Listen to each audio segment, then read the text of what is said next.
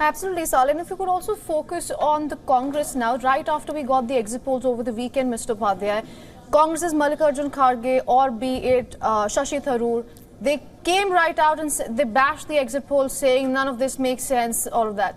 We're not hearing any of that now. Not only that, what happened to their bashing of the Election Commission? Absolutely. You know, okay, you can bash the exit polls and you can say that, you know, what they've done is wrong and we don't accept it. I mean, you say that we don't accept this figures, let the counting happen and then, you know, that's the right royal way of doing it. Instead of, I mean, claiming that these exit polls were done at the behest of the Prime Minister, the PMO was directing all this, and then saying that the Election Commission but if you look at the exit polls, let me disagree with you. No, 1 minute, let me finish. See, you know, the Congress to say the Election Commission has been compromised, I think is the biggest disgrace of this election. They should not have made such comments. I think they need to apologize to the Election Commission because these kind of results wouldn't have come. But for the fact that the Election Commission has done a fantastic job. You know, that's something that the Congress will have to acknowledge. But the fact that the exit polls, when they came out, you know, that took everyone by surprise. For 7 phases of polling, everyone said that this is an election that perhaps lacks the enthusiasm of other elections. But the numbers that were given, 415 for the Bharatiya Janata Party, there were exit polls that were giving 12 seats for the Bharatiya Janata Party in the state of Haryana. How do you even explain that? There are not 10 seats. There are only 10 seats in the state of Haryana. Yeah, and you know they've gone really messed up things in big states: Uttar Pradesh, West Bengal, and Maharashtra. You know the numbers have gone for both. So you see, I don't know where they went wrong because the last couple of elections they've done well, but to going bad at this level, I think they need to do a lot of introspect as to what really went wrong with their. You know, but one state where the Bharatiya Janata Party has managed to actually keep on to a very large part of its numbers is the state of Bihar. Now, there was supposed to be a tight contest here. A lot of people were predicting that this could be 50-50 for the India Alliance and the NDA, that the BJP and the JDU, but it appears that the NDA seems to have gotten almost about 30 seats there. Not only that, I think the allies are saving the BJP in a sense. That TDP is up in about 15 seats out of 25. That's a big plus if they know they come.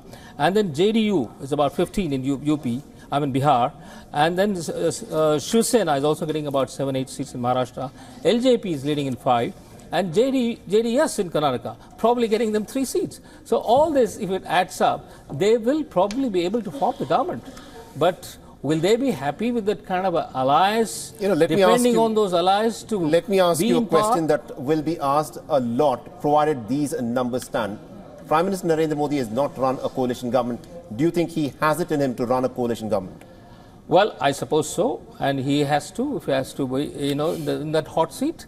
So, of course, there will be questions asked and whether there will be, whether they should look for somebody else from outside, not so much in the I'm pretty sure the RSS would want to have a lot of say because once Narendra Modi's campaign fails to get the 272, the magic number on its own, I'm pretty sure the RSS will get involved, will pull the strings, and there could be other names such as Nitin Gadkari, such as Ranaut Singh, which could be floated.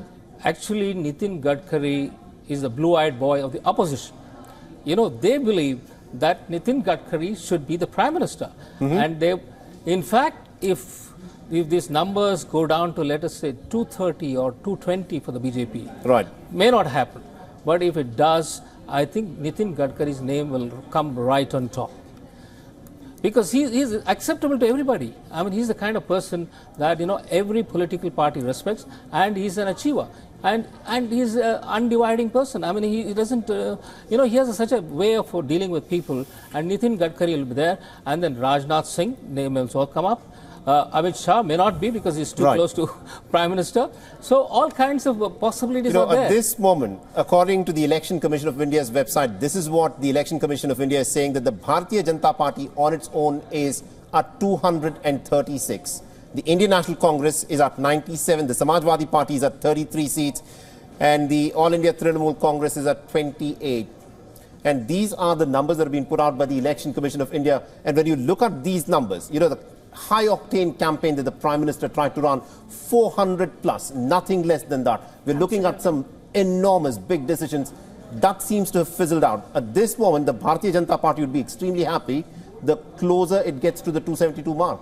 Absolutely, absolutely. I think even if they get to, let's say, 260, they will be comfortable.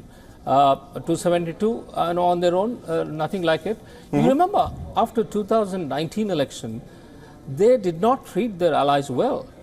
See, the JDU brought in 18 seats from UP, and they wanted at least 3 ministries. They were not given. They said, we will give you only 1 ministry. And they asked for another second one, and when it was not given, they withdrew the first one also. So JDU never joined the government. Right. So, that kind of a treatment is not possible now. But the JDU is still a part of this alliance. Go ahead. Yeah. Right. You make a fair point, Mr. Padhya. The BJP as well as the NDA has a lot of soul searching to do.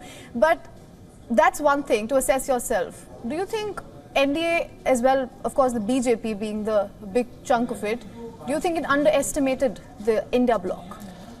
I think they have underestimated the India bloc, probably even been overconfident as far as their own, performance or being able to do well is concerned. Because all of the parameters were good. The economy was doing well, the industry is very happy. India's stock in the international this thing has gone up.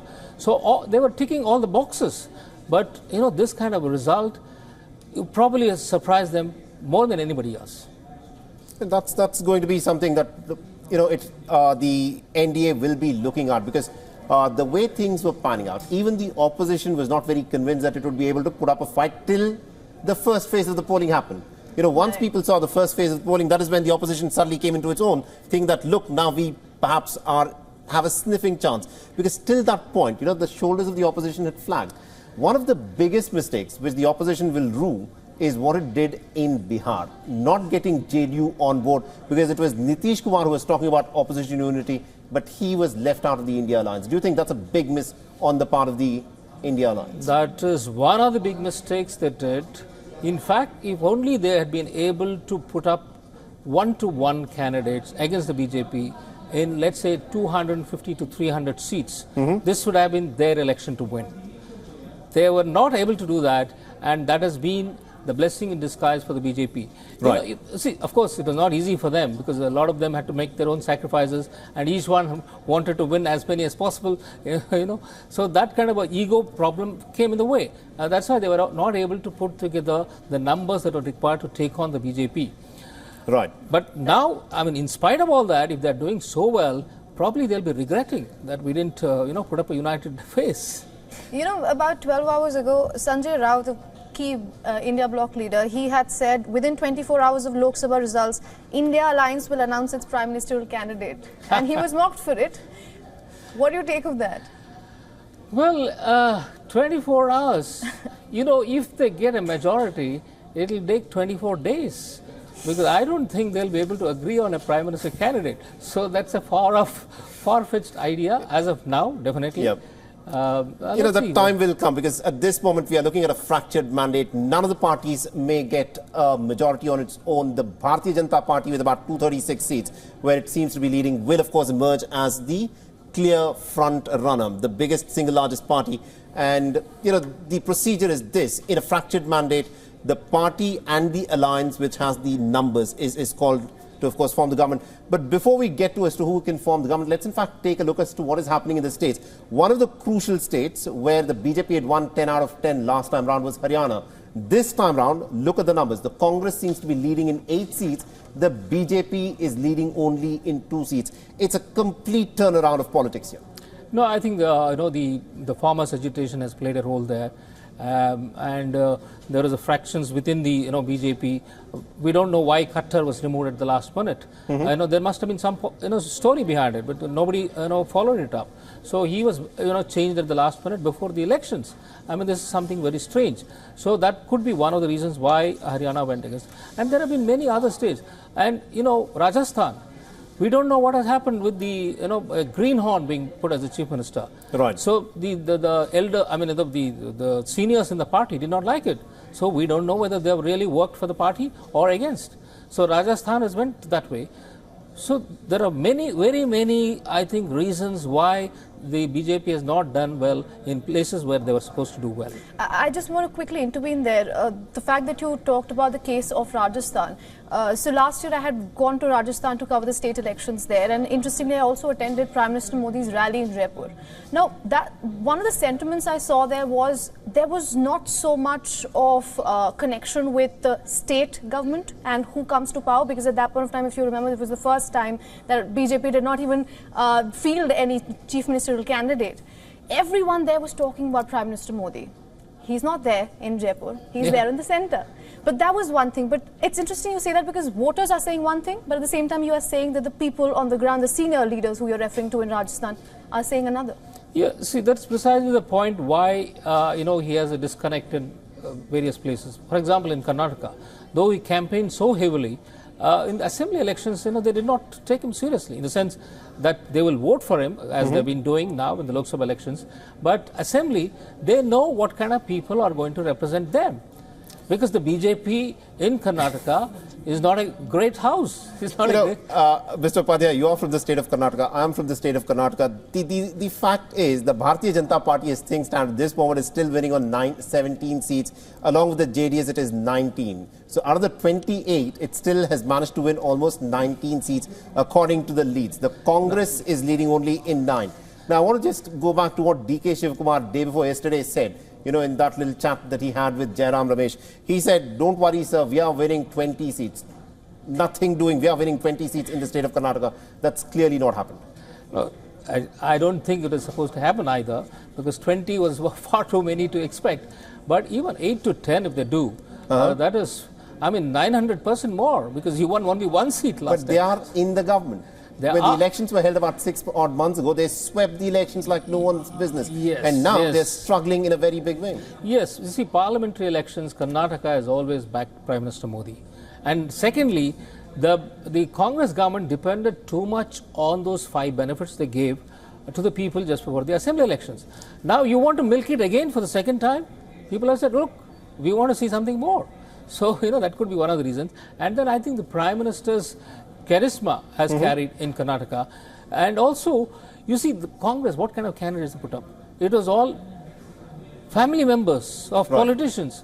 There were at least 12 leading politicians whose children were contesting the elections, which means that you don't have, people outside these families to contest. Right. So that was a, very wrong message they sent to the people. But then all these candidates spent, my information is 100 to 150 crores in these elections. Probably that was one of the reasons why they got the tickets in the first place. Within the Congress party? Yes, obviously. And that did not happen to the BJP and the JDS? BJP also would have happened, but not to that extent. Not to that extent. Because, see, these people are Charki Holis, Shamanu Shivshankarappa, who all have hundreds of crores. Right. So, Shamanu Shivshankarappa's granddaughter is not granddaughter, daughter-in-law is contesting, Jarkiwali's daughter is contesting, and so many of them, all the family members. All right, very interesting. But one issue that I'm pretty sure will not go away anytime soon within the state of Karnataka is Prajwal Revanna and the impact that he would have had on the polls. The case of Prajwal Revanna came to light after the first phase of polling. And it is in the second part of the polling stage is when 14 seats out of the 28 went to polling. What do you think would be the impact of Prajwal Revanna's case? If that scandal had broken out, let's say a week or 10 days before the first phase. The first phase was when Hassan went to polls. If it had broken out then, even this other 14 would have been affected. BJP would have felt the heat.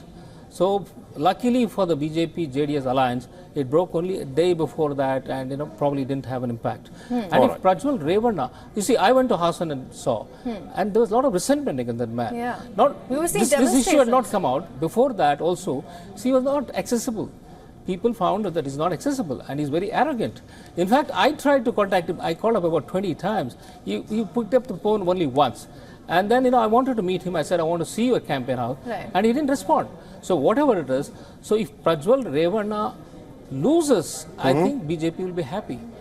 All right. But if he wins, you see, there is no provision for asking for his, stepping down. All right. So he's already been suspended by the JDS anyway.